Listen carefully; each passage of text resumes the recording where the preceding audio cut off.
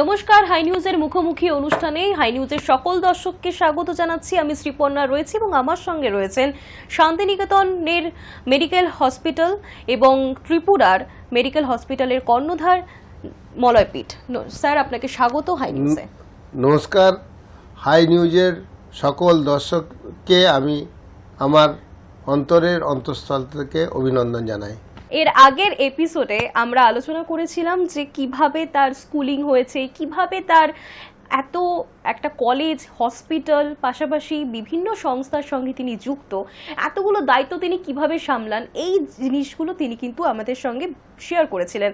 আজকে প্রথমেই আমি যেটা জানতে চাইবো যে এই যে হসপিটাল শান্তিনিকেতনে যে একটা হাসপাতাল করব, এই চিন্তাটা কিভাবে আসলো?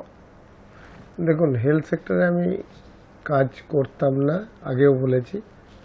আমি গ্রামে যখন থাকতাম তখন ছেলেমেয়েরা পড়াশোনার পর জব পেত না, তাদের যে কষ্ট সেটা আমি তাদের সঙ্গেই একই সতীর্থ ছিল বলে শেয়ার করতাম।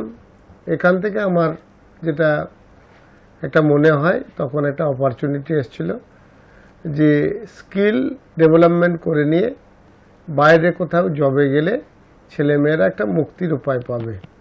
তৎকালীন মানসিকতায় আমরা যেটা করেছিলাম, অনেকগুলো স্কিল সেন্টার করেছিলাম যেখানে ছেলে মেয়েদের ট্রেনিং করানো হতো। মূললি আমি যেটা করতাম মোটিভেশন, যে আপনাকে বা তোমাকে কোথাও যেয়ে প্রতিষ্ঠিত হতে হবে এবং তার জন্য এডুকেশন একটা পার্ট। প্রথম কথা হচ্ছে এডুকেশন লাগবেই যে কোনো কিছু করতে গেলে, কিন্তু এডুকেশনের সঙ্গে কোনো একটা ফ্যাক্টরিতে বা কোনো একটা সংস্থায় কাজ করার একটা গ্যাপ থেকে যায়, যেটাকে অ্যানালাইসিস করে স্কিল গ্যাপ বলা হয়। এই স্কিল গ্যাপটাকে যাতে করে না থাকে তার জন্য স্কিল ট্রেনিং। এর চেয়েও বেশি দরকার মোটিভেশন এবং ছোট থেকে বড় হব এই মানসিকতা। বিশেষ করে এখন যে ছেলেমেয়েরা, তাদের একটা মেন্টালিটি, প্রথম দিনেই আমার একটা অফিস থাকবে, এসি ঘর থাকবে, আমি ভালো করে যাব আসবো, এইখান থেকে বেরোতে হবে। এই মোটিভেশনটা আমি করতাম এবং এই মোটিভেশনের মাধ্যমে আমি একটা সাকসেস পেয়েছিলাম। কারণ হচ্ছে আমি যতগুলো সেন্টারে ট্রেনিং দিয়েছি তার মেজর পার্সেন্ট ছেলেই জবে নিযুক্ত হয়েছে। সমস্যা হয়ে গেল, ওই ট্রেডটাই ভালো ছিল সেই মুহূর্তে, করোনার সময় তারা বাড়ি ফিরে আসতে বাধ্য হলো, একটা বিশৃঙ্খল অবস্থা। তখন আমার মনে হয় হেলথ সেক্টরের ডেভেলপমেন্ট ছাড়া কোনো কিছু সম্ভব নয়। সেখান থেকে হসপিটাল শুরু করা প্রাথমিক পর্যায়ে ছোট্ট করে, পরবর্তীকালে সেটি চালাতে গিয়ে আমার মনে হয় মেডিকেল কলেজ করতে হবে। মেডিকেল কলেজ করার পর আমার মনে হয়েছে এটিকে পিজি করতে হবে এবং রুরাল যে হেলথ সেক্টরে ডেভেলপমেন্ট করতে চাইছি সেটা করতে হলে ডিজিটাল ইউনিভার্সিটি আমাদেরকে বানাতে হবে। টেলিমেডিসিন, টেলিপ্যাথোলজি, টেলি আইসিইউ, টেলিরেডিওলজি, এর মধ্য দিয়ে গ্রামীণ হেলথ সেক্টরকে ডেভেলপমেন্ট করা সম্ভব পৃথিবীর যে কোনো একটি জায়গা থেকে। তাই বোলপুর থেকে এ কাজ করার আমার একটা আন্তরিক ইচ্ছা আছে। স্যার, বর্তমানে এই শান্তিনিকেতন মেডিকেল কলেজ অ্যান্ড হসপিটালে কতজন, যদি ছাত্রছাত্রীদের কথা বলি তাহলে তাদের কি সিস্টেমে পড়াশোনা চলছে বা কি কি কোর্স রয়েছে এই মুহূর্তে? দেখুন, হেলথ সেক্টরের ডেভেলপমেন্ট এটা একটা ভাস্ট ভাবনা। হেলথ সেক্টরের ডেভেলপমেন্ট এর জন্য ডাক্তার অবশ্যই লাগবে, তাই ডাক্তারি তৈরি করার জন্য এমবিবিএস কোর্স আছে। লাগবে নার্স, তাই নার্স যাতে তৈরি হয় তাই জন্যে জিএনএম এবং বিএসসি নার্স বেশ কিছু ইনস্টিটিউট বা কলেজ আমাদের ওখানে আছে।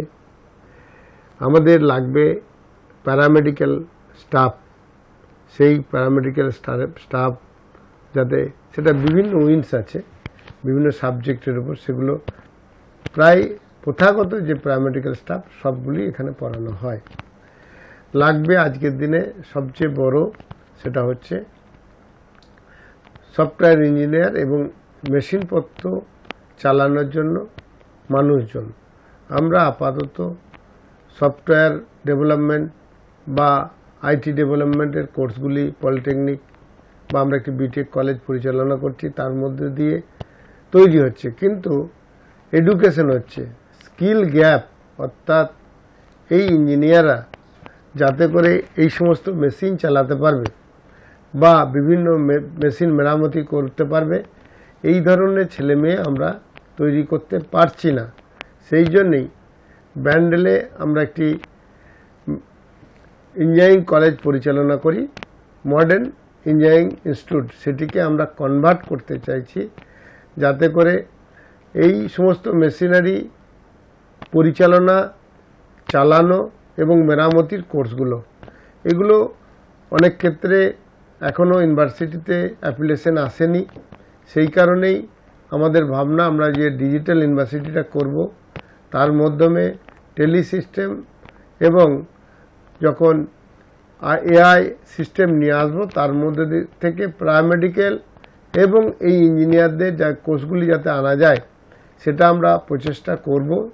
আমরা রাজ্য সরকারের সঙ্গে কথা বলবো এবং তেনাদের সহযোগিতা এবং একটা অবস্থানের মধ্য দিয়ে বা সহমতের ভিত্তিতে আমরা এখানে এই সমস্ত কোর্সগুলিকে পরিচালনা করব। বর্তমানে আমাদের হেলথ সেক্টর ডেভেলপমেন্টের যেগুলি লাগে, তার মধ্যে সবচেয়ে শর্টেজ সেটা হচ্ছে যে প্যারামেডিক্যাল স্টাফ। যদিও প্যারামেডিক্যালের বিভিন্ন কোর্স আছে, কিন্তু এগুলি আগের যে মেশিন বা যন্ত্রপাতি ছিল বা সেগুলো পরিচালনা যেগুলি লাগতো, সেই ধরনের কোর্স। আধুনিক কোর্সের ক্ষেত্রে একটা ব্যাপক বিশ্বে বাজারে ঘাটতি আছে, সেটাকে পূরণ করতে চাইছি। আমার ধারণা হসপিটাল ডেভেলপমেন্ট করতে হলে এখানেই সীমাবদ্ধ থাকলে হবে না। হসপিটাল রিলেটেড যে সিকিউরিটি, যে বিভিন্ন ধরনের আয়া এবং সর্বোপরি হচ্ছে বিভিন্ন হেলথ কেয়ার সিস্টেমের স্টাফ, সেটাকেও এখানে স্কিল ট্রেনিংয়ের ব্যবস্থা করতে হবে।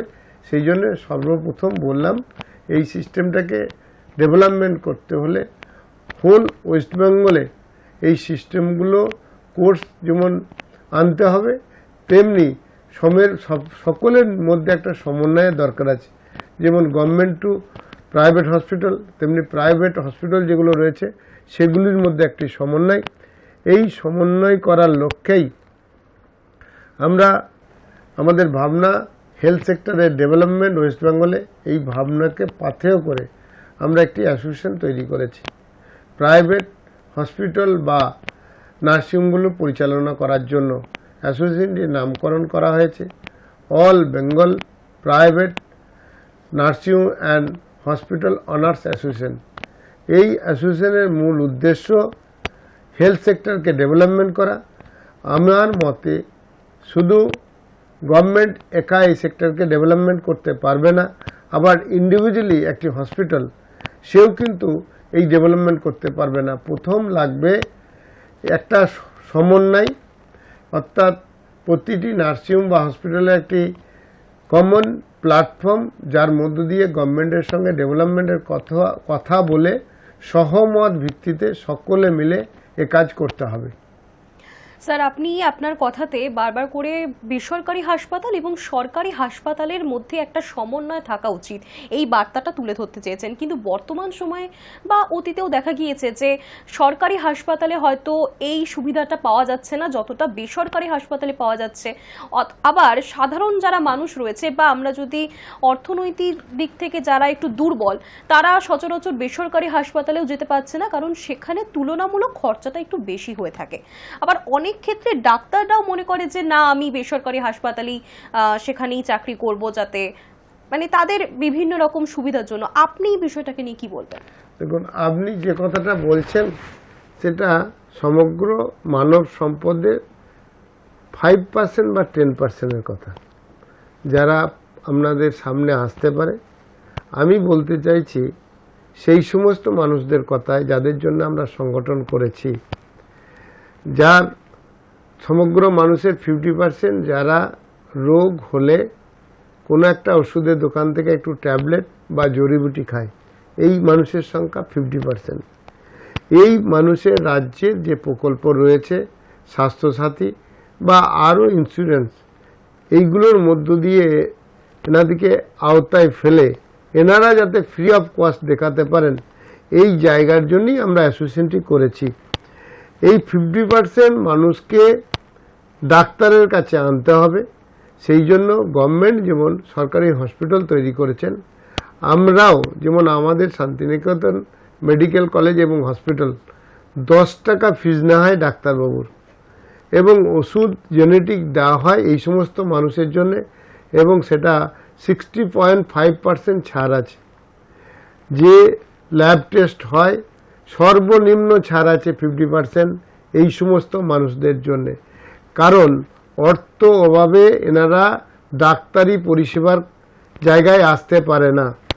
এরপরে যেটা বলি যে আরও 20% মানুষ যেটি গ্রামীণ হসপিটালগুলি বা নার্সিংহোমের উপর ডিপেন্ড করে, এই মানুষরা স্বাস্থ্যসাথী কার্ডে বা নিজে পয়সা দিয়ে নিজের রোগকে সারান।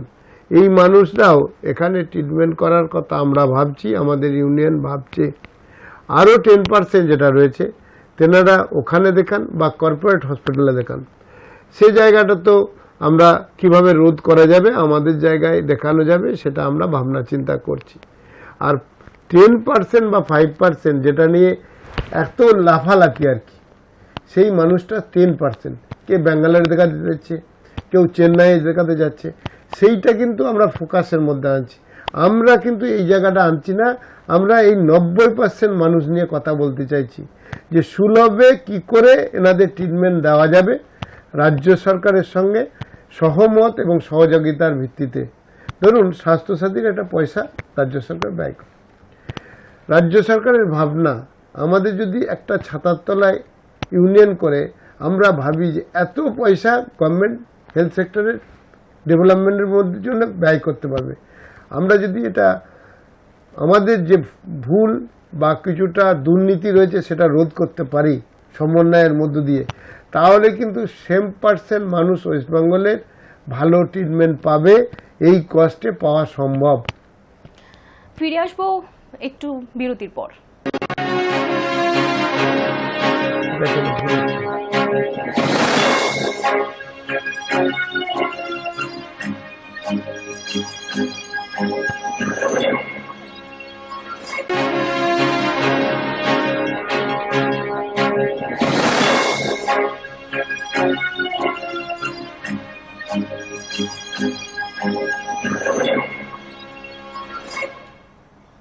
ফিরে এলাম বিরতির পর। স্বাস্থ্যসাথী নিয়ে কথা হচ্ছিল স্যার, আপনি বললেন, কিন্তু অনেক সময় অনেক সাধারণ মানুষ যারা স্বাস্থ্যসাথী প্রকল্পের আওতায় রয়েছেন তাদের অভিযোগ থাকে যে বেসরকারি হাসপাতালে এর সুবিধা পাওয়া যাচ্ছে না, কিন্তু অথচ সরকার কিন্তু বারবার বলেছে যে স্বাস্থ্যসাথী যাদের রয়েছে, যারা এই প্রকল্পের আওতায় রয়েছে তাদেরকে সুবিধা দিতে হবে। কিন্তু তাহলে অনেক সময় যে স্বাস্থ্যসাথী প্রকল্প থাকা সত্ত্বেও তারা সুবিধা পাচ্ছেন না, এটা নিয়ে কি বলবেন? দেখুন, আমি যতটুকু জানি বা আমার মনে হয়েছে, এটা আমার ব্যক্তিগত মত, স্বাস্থ্যসাথী প্রকল্পে 90% মানুষের অসুবিধা হওয়ার কথা নয়। যেনারা ভাবছেন যে আমরা রোগটিকে সারাবো এবং রোগ সারানোর জন্যে একটা নির্দিষ্ট ডাক্তারবাবুকে দেখাবো, জেনেটিক মাল কিনবো বা ওষুধ কিনবো এবং পরিষেবা নেব ন্যূনতম যতটুকু সম্ভব ততটুকু, এই জায়গায় দাঁড়িয়ে মানুষের একটা মেন্টাল ব্রেকআপ, জেনেটিক মালে ওষুধ এটা রোগ সারবে না, এটা কিন্তু মাইন্ড সেট আপ, একটা কোম্পানি ব্র্যান্ডেড মাল ছাড়া আমার রোগ সারবে না, এই একটা অসুবিধা। ঝাঁ চকচকে একদম কর্পোরেট ছাড়া আমার ভালো লাগে না, এবং সেই ক্ষেত্রে ওনারা ওখানে এটা চাইছেন। আমি যতটুকু বুঝি গভর্নমেন্ট এই যে মিড ডে মিল করেছে, তারপরে হচ্ছে পড়াশোনার সিস্টেম করেছে, আমরা যারা একটু অর্থনৈতিক দিক থেকে সচ্ছল আমরা খুব মন্তব্য করছি এগুলো কেন ওগুলো কেন, কিন্তু গভর্নমেন্টের একটা চিন্তাভাবনা হচ্ছে মেজরিটি পিপলকে আমাকে পরিষেবা দিতে হবে। তাই এই যারা 50% মানুষ ডাক্তার দেখাতে পারে না, পয়সার জন্য অপারেশন করতে পারে না, তারা একদম ফুল স্যাটিসফাই। এই ক্ষেত্রে আমাদের যে সমস্ত নার্সিংহোম বা হসপিটালের যে সমস্ত কর্মকর্তারা আছেন, আমি স্বীকার করছি তেনারা কিছুটা দুর্নীতির আশ্রয় নিয়েছেন, সেই কারণে মানুষ পরিষেবা থেকে বঞ্চিত হয়েছে এবং সেইটা মিডিয়ার প্রভাবে সেটা আরও বড় হয়েছে। যতটা হয়েছে তার চেয়ে বেশি হয়েছে, হয় নাই কথাটা বলবো না। তবে খুব সুখবর আপনাকে দিই, গভর্নমেন্ট বহু চেষ্টা এবং পরীক্ষা নিরীক্ষার পর বর্তমান স্বাস্থ্য দপ্তর এআই প্রযুক্তি নিয়ে এসছে এই স্বাস্থ্যসাথী প্রকল্পে। আমার ধারণা আর দুর্নীতি করার কোনো জায়গা নেই এবং দেখবেন পরিষেবার যে কমপ্লেনগুলো ছিল আস্তে আস্তে কমে গেছে, কিছুদিনের মধ্যে দেখবেন উঠে গেছে। হ্যাঁ, ওই 10% মানুষকে স্যাটিসফ্যাকশন গভর্নমেন্ট করতে পারবেন না, কারণ তিনাদের চিন্তাভাবনাই হচ্ছে ব্যাঙ্গালোরে ভালো দেখানো হয়, অ্যাপেলোতে ভালো দেখানো হয়। এরপরে কস্ট অ্যানালিসিস করলে গভর্নমেন্টের পক্ষে এটা সম্ভব নয় যে এই কর্পোরেট স্টাইলে সব মানুষের পরিষেবার ব্যবস্থা করতে। তা আমি যেটা মনে করি, সাধারণ মানুষ 90% মানুষ স্যাটিসফাই, প্রকল্পটি ভালোভাবে চলছে। একদমই। আমি পাশাপাশি এই হাসপাতালে একটা দুর্নীতি, এই হাসপাতালেও কি অনেক সময় দুর্নীতি নিয়ে অনেক রকম প্রশ্ন ওঠে, যে যারা হয়তো গ্রাম থেকে শহরে একটু বেটার ট্রিটমেন্টের জন্য সেখানে ভালো কোনো হসপিটালে তারা ভর্তি করান তাদের যারা রয়েছেন আত্মীয় স্বজন তাদেরকে, সেখানে অনেক সময় দেখা যায় যে ভুল ট্রিটমেন্ট হচ্ছে, সেটা তো আলাদা বিষয়, কিন্তু অনেক সময় রিপোর্ট করানো হয়, এরকম অনেক মেডিসিন রোগীকে দেওয়া হয় যা কিন্তু আদতে তাদেরকে দেওয়া হচ্ছে না, অথচ বলা হচ্ছে যে এটা আপনারা নিয়ে আসুন, এটা রোগীকে দেওয়া হবে। এরকম অনেক রকম অভিযোগও কিন্তু সামনে আসে হাসপাতালের বিরুদ্ধে। কি বলবেন এটা নিয়ে? অভিযোগ আসে, অভিযোগ সত্যি নয় এই কথা বলার মতো দৃষ্টতা আমার নেই। দেখুন, আমি একজন এন্টারপ্রেনার, তো আমি চাঁদ থেকে মানুষ নিয়ে আসবো না, আমি এখানকার মানুষকে কর্মী করব। আমরা প্রত্যেককেই মেন্টালি দুর্নীতিগ্রস্ত। আমি বলতে পারবো না একটা নার্স একটা ইঞ্জেকশন দিয়েছে কি দেয়নি, আমি এন্টারপ্রেনার হিসেবে বলা সম্ভব নয়।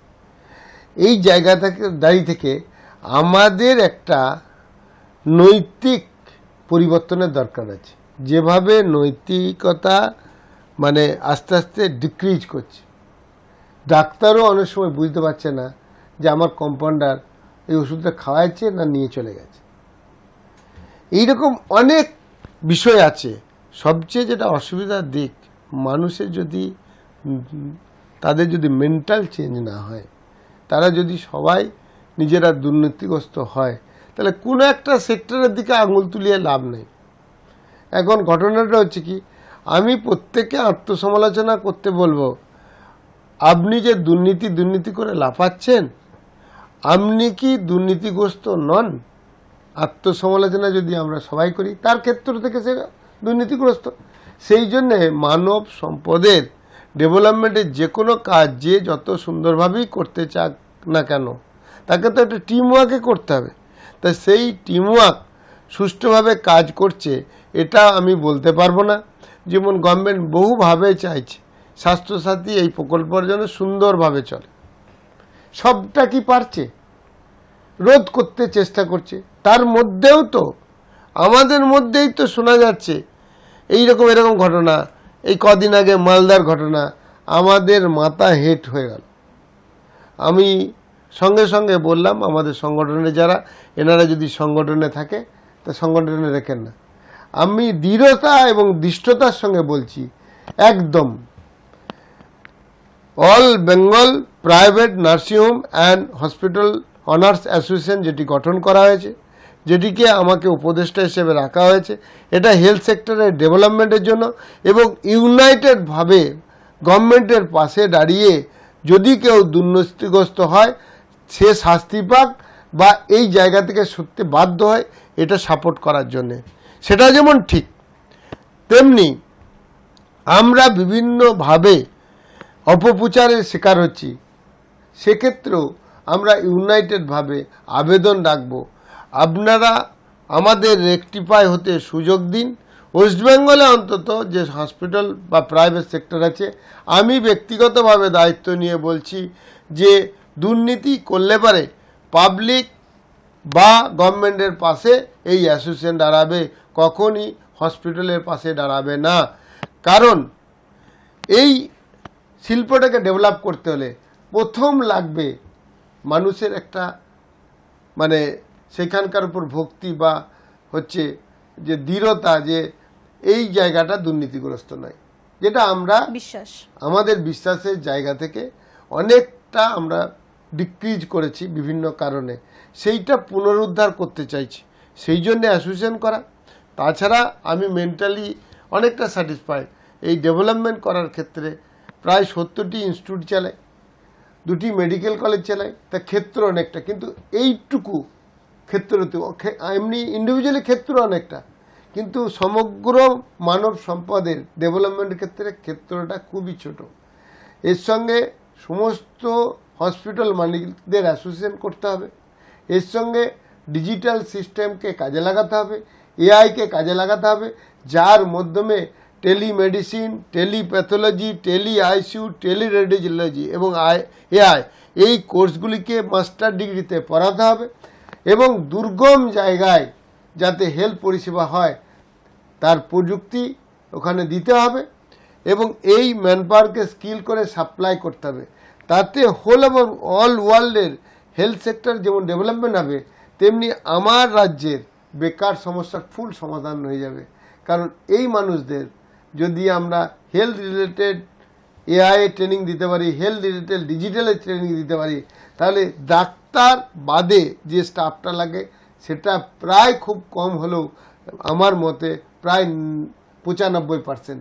তাহলে এই 95% আমরা যদি ট্রেনিং সেন্টার করতে পারতাম, প্রযুক্তিকে কাজে লাগাতে পারতাম, দেশে বা বিদেশে ছেলেমেয়েরা কাজ করতে পারতো এই মাটিতে দাঁড়িয়েই। এই ভাবনার উপর দাঁড়িয়ে কালকে জি24 ঘন্টায় আমি বলেছি 2027-এর মধ্যে ডিজিটাল এবং এআইকে কাজে লাগিয়ে এখানে মাল্টি স্কিল সেন্টার করে আমরা ম্যানপাওয়ারটা তৈরি করব এবং প্রযুক্তি দেব, যাতে বিশ্বের বিভিন্ন যে হসপিটালগুলি রয়েছে সেইগুলিকে সাপোর্ট দিয়ে আমরা যেমন কর্মসংস্থানের একটা ব্যবস্থা করব, তেমনি আমূল চেঞ্জ করে দেব আমাদের এই হসপিটাল ইন্ডাস্ট্রি।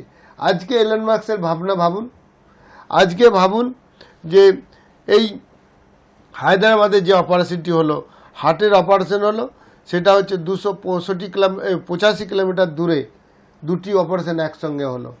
আজকে আপনি ভাবুন চীনে এআইকে ব্যবহার করে একটা মানুষ নাই 300টি রোবট দিয়ে একটা হসপিটাল চলছে এবং বিশ্বের সেরা হসপিটাল চলছে। আমরা এই মাটিতে পারবো না কেন? সবচেয়ে আমাদের ছেলেরা বুদ্ধিমান বা বুদ্ধিমতী, প্রযুক্তি আজকে ওপেন। আমার ছেলেমেয়েরাই চীনে, রাশিয়ায় গিয়ে তারা সফটওয়্যার বড় বড় ইঞ্জিনিয়ার। আমরা এই প্রযুক্তিকে নিতে পারছি না, এটা ব্যর্থতা, এটা সমন্বয়ের অভাব, ইগোস্টিক একটা প্রবলেম। আর সর্বোপরি প্রবলেম হচ্ছে আমরা সকলে ভালো থাকবো এই মানসিকতা নাই, আমি শুধু ভালো থাকবো, এভাবে ভালো থাকা যায় না। আমার পরবর্তী প্রশ্ন বা আমি জানতে চাইবো, আপনি এই হাসপাতাল নিয়ে কথা বলতে গিয়ে দায়বদ্ধতা, নৈতিকতা এবং বিশ্বাস এই 3টে শব্দই ব্যবহার করেছেন, কিন্তু সম্প্রতি এরকম একটা ঘটনা ঘটেছে একটি হাসপাতালে, যেখানে কিছুদিন আগের এরকম ঘটনা যে স্যালাইন কাণ্ড, যেখানে অনেক স্যালাইন দেওয়ার ফলে প্রসূতির মৃত্যু ঘটছে, অনেকে অসুস্থ হয়ে পড়ছেন এবং সেই সরকারের তরফ থেকে স্যালাইন বন্ধ করে দিতে বলা হয়েছে। তারপরও একটি হাসপাতালে কিন্তু সেই স্যালাইন ব্যবহার করা হচ্ছিল, সেখানে কিন্তু একটা দায় ঠেলাঠেলি। নার্স বলছে ডাক্তার আমাকে বলেছে দিতে, ডাক্তার বলছে আমি বলিনি নার্সকে দিতে। তো সেখানে কোথাও কি একটা মানুষের বিশ্বাস যে আমরা হাসপাতালে ভর্তি হচ্ছি, যে ডাক্তারকে আমরা ভগবান বলে মানছি, সেখানেও কি কোথাও একটা দায় ঠেলাঠেলির খেলা? আপনি নিজে 2টো হাসপাতালের কর্ণধার, আপনি কি বলবেন এটাকে নিয়ে? দেখুন, আমি বললাম একটা হসপিটাল চলে সব সেক্টর থেকে, অর্থাৎ হাসপাতাল শুধু ডাক্তার দ্বারা চলে না, শুধু নার্স দিয়ে চলে না, শুধু প্যারামেডিক্যাল স্টাফ দিয়ে চলে না, শুধু ইঞ্জিনিয়ার দিয়ে চলে না, এর মার্কেটিং টিম আছে, এর অনেক কিছু আছে, এন্টারপ্রেনার আছে, সব যুক্ত। এরপরে প্রত্যেকের নিজের দায়বদ্ধতা জায়গা থেকে প্রত্যেককে আমরা সরে এসেছি। আমি মজা করে বলি আমরা প্রত্যেকে অসৎ। এই জায়গাটা রেকটিফাই না হলে এই বড় বড় কথা বলা যাবে কিন্তু পরিবর্তন ঘটবে না। ওখানে দায়বদ্ধতা কার আমি এইখান থেকে বলে দিতে পারবো না। হতে পারে যেনাকে সাপ্লাই দিতে বলেছি তিনি অন্যরকম সাপ্লাই দিচ্ছেন, হতে পারে নার্স ডাক্তার প্রভাবিত করেছে সাপ্লাই দিতে, হতে পারে যে যিনি হসপিটাল মালিক কম পয়সায় পাবো বলে নিতে চেয়েছে। এই জায়গাটা এখানে বসে এইভাবে বলে দেওয়া যাবে না। কিন্তু আমার বক্তব্য, নৈতিক দায়বদ্ধতা যদি না থাকে হেলথ সেক্টরে কাজ করা উচিত নয়। ডেডিকেশন থাকতে হবে, নৈতিক দায়বদ্ধতা থাকতে হবে।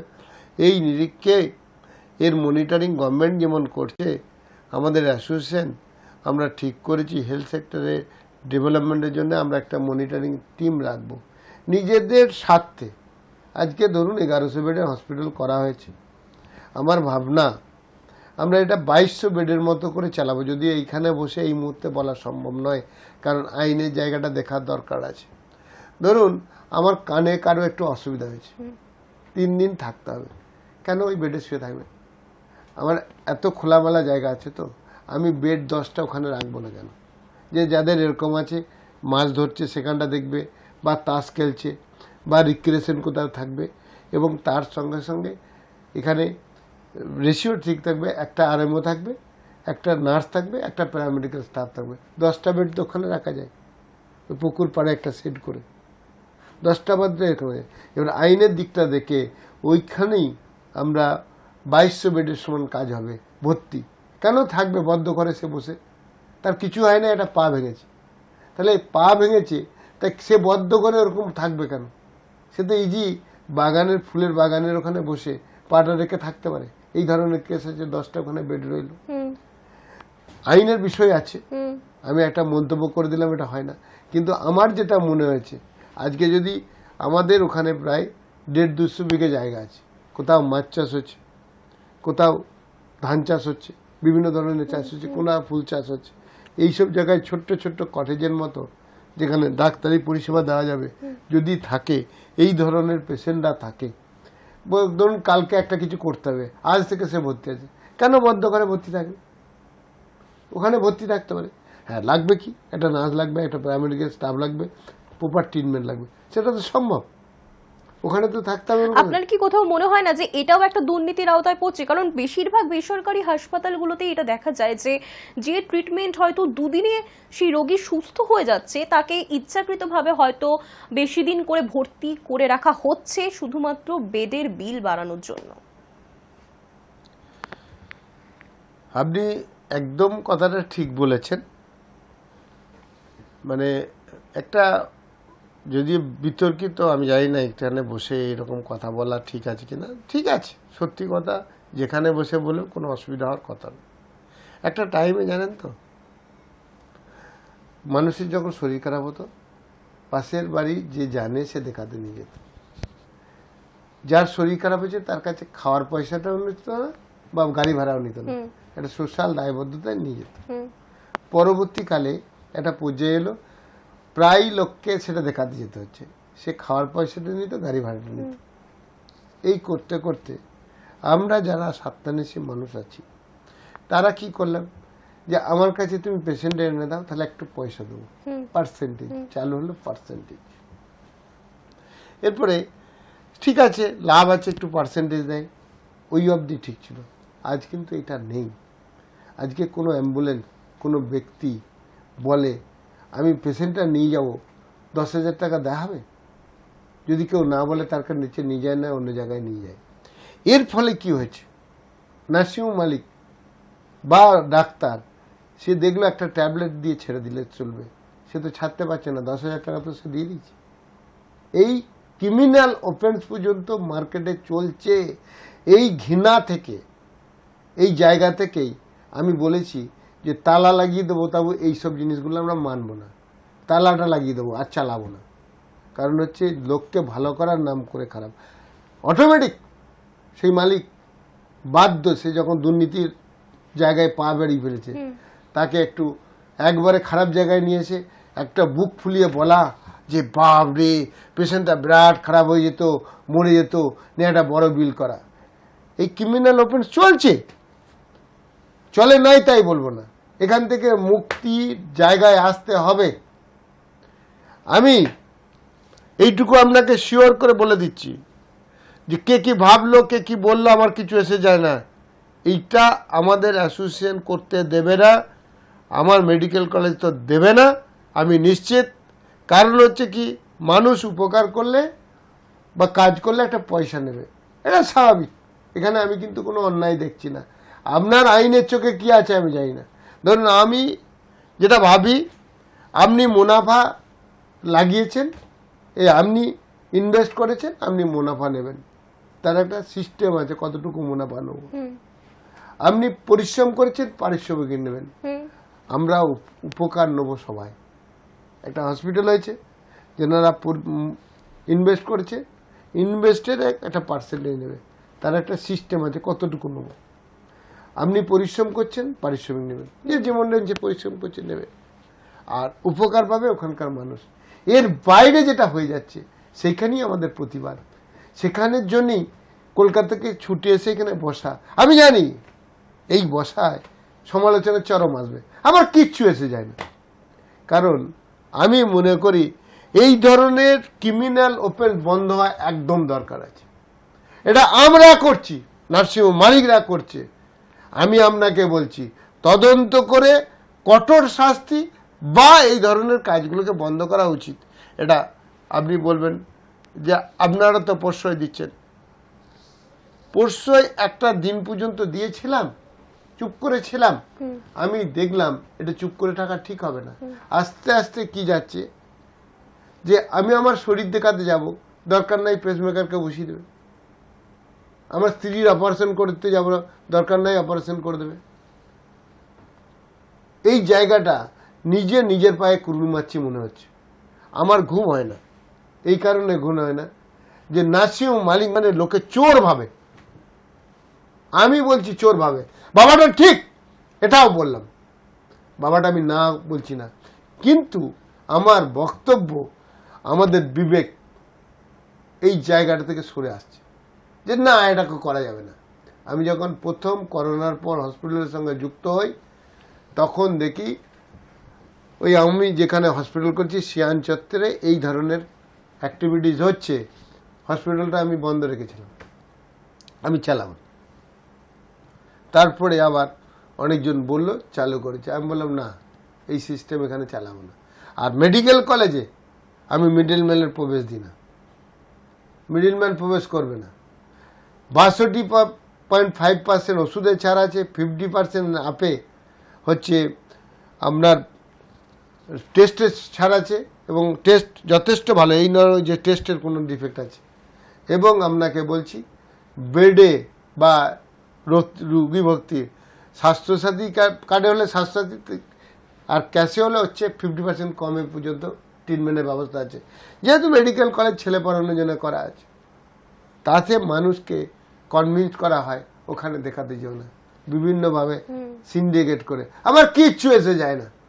সেই কারণেই আপনার চ্যানেলে এসে বসা, যে আমি এইটাকে জিহাদ ঘোষণা করলাম। অর্থাৎ এই যে মেডিকেল সিস্টেমের এই সিস্টেম, এটাকে আমরা ভেঙে ফেলবো, নিশ্চিত ভেঙে ফেলবো। আমি হয় না বলবো না, হতে দেবো না এটা বলবো। ফিরে আসবো পরবর্তী প্রশ্নে, তবে তার আগে নিয়ে নেব ছোট্ট একটা বিরতি।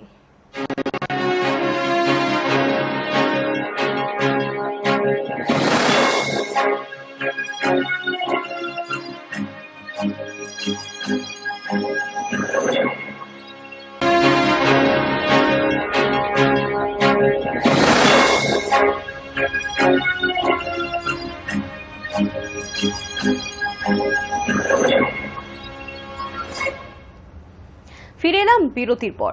স্যার, যে বিষয় নিয়ে আলোচনা হচ্ছিল দুর্নীতি আপাতত থাক, আমি এখন এআই নিয়ে একটু জানতে চাইবো যে বর্তমান সময়ে এআই এতটাই ফেমাস হয়েছে এবং এআই এর মাধ্যমে নাকি সমাধানও হচ্ছে।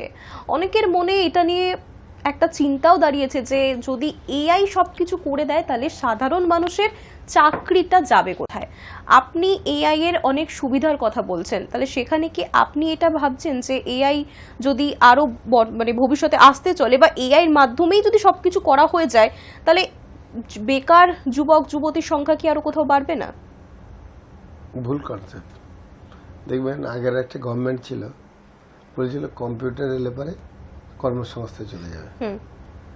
একটা জিনিস যে পৃথিবী যেভাবে এগুচ্ছে আপনাকে এগুতে হবে, আপনি না এগোতে পারলে আপনার কর্মসংস্থান থাকবে না। আজকে চীন যেভাবে টোটাল এআইকে ব্যবহার করছে, ভারত যদি না করে তা ভারতের অর্থনৈতিক অবস্থা ভেঙে পড়বে।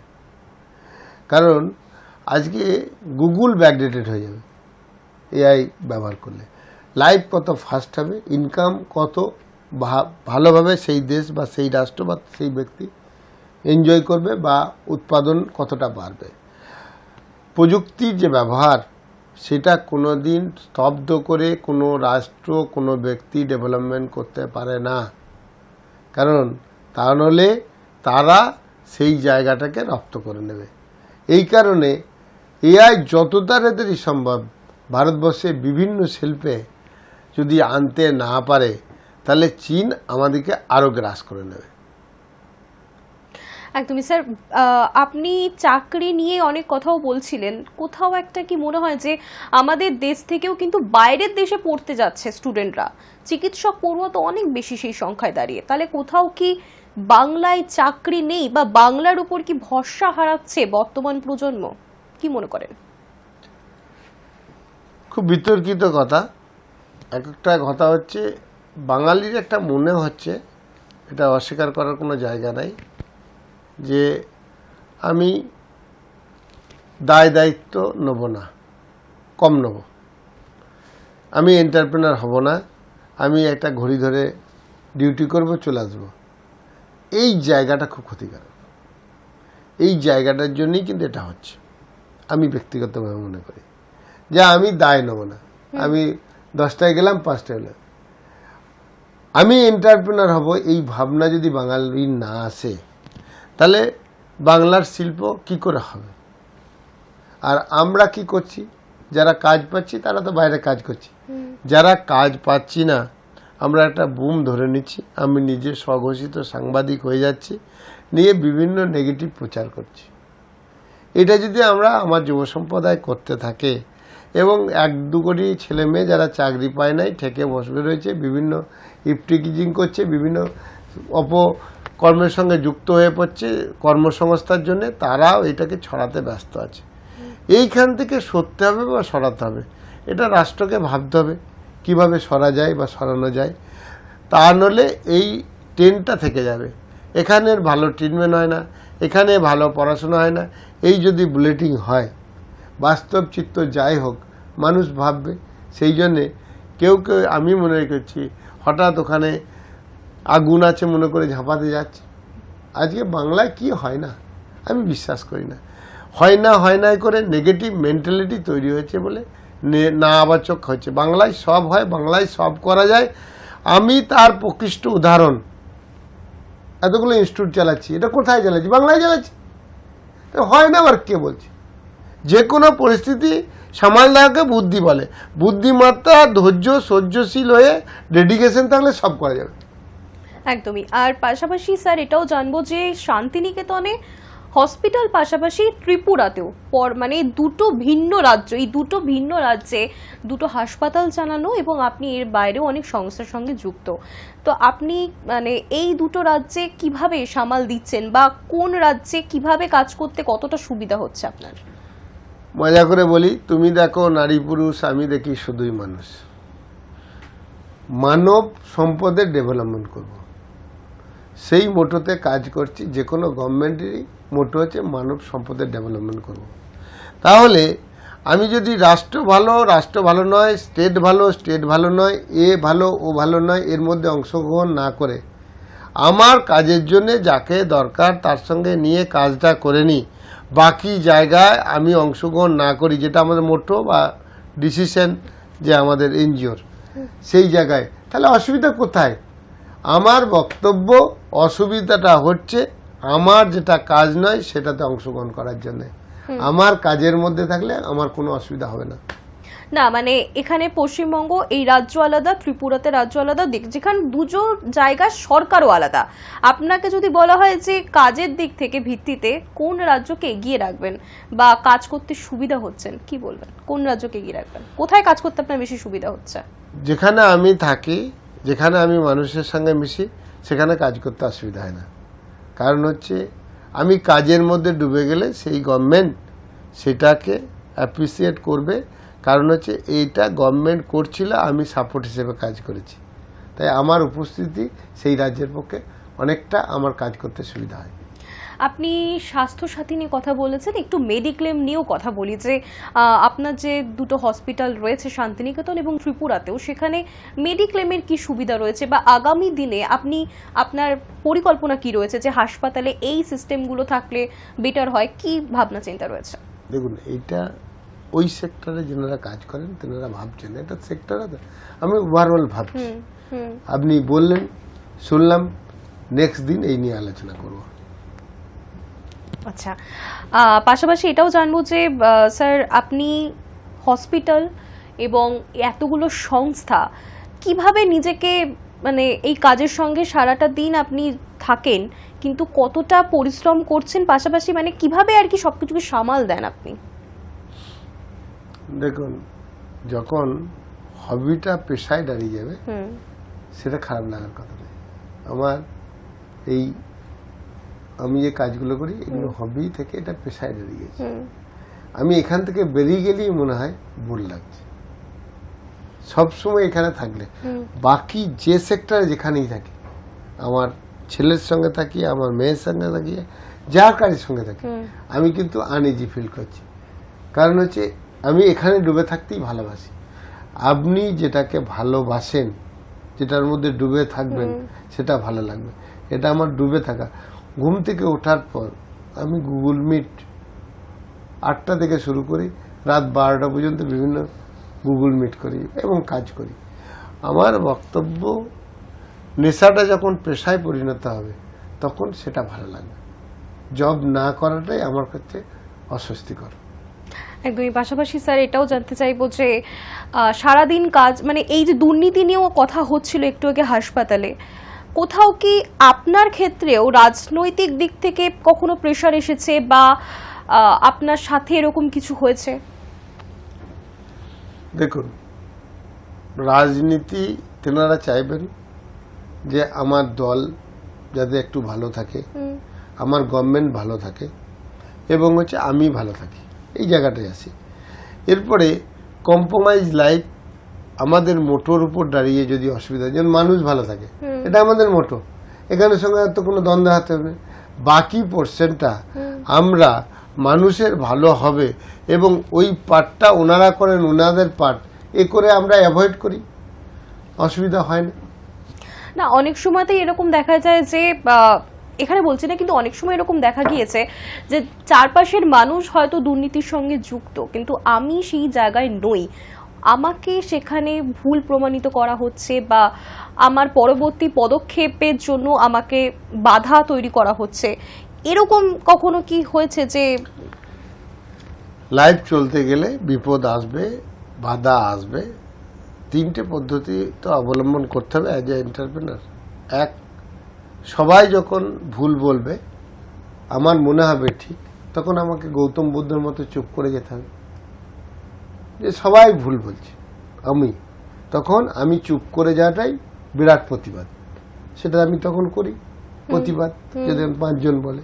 তারপরে দেখি সবাই রিয়েলাইজেশন করে, আমারটা ঠিক যখন মনে হয় তখন কথা বলি। এটা একটা পদ্ধতি। দ্বিতীয় পদ্ধতি, অন্যায়ভাবে যদি চাপ দেওয়া হয়, তা অন্যায়ভাবে চাপ দেওয়া হলে কোথাও একটা জায়গা আছে যেখানে ন্যায় বিচার পাওয়া যাবে, সেইখান পর্যন্ত পরিশ্রম করে যা গেলে সেখান পর্যন্ত যায়, সেখানে বোঝায়, চাপটা সরে যায়। আর একটা পদ্ধতি হচ্ছে, যদি বুঝি যে এই বিষয়টা চাপের ফলে আমি করতে পারবো না, তাহলে আমি সেখানে অংশগ্রহণ করি না, সেখান থেকে সরে আসি। কারণ আমার তো যুদ্ধ করাটা কাজ নয়, মানুষকে মোটিভেটেড করে ডেভেলপ করাটা কাজ। যদি আমার পক্ষে সম্ভব নয়, আমি সেখান থেকে সরে আসবো। 3টে পদ্ধতির মধ্যে যদি এন্টারপ্রেনার যুক্ত হয়, তার অসুবিধা হবে না। একদমই। আমাদের সময় এখন শেষ হয়েছে। মুখোমুখি অনুষ্ঠান এখনকার মতো এই পর্যন্তই। নমস্কার। নমস্কার।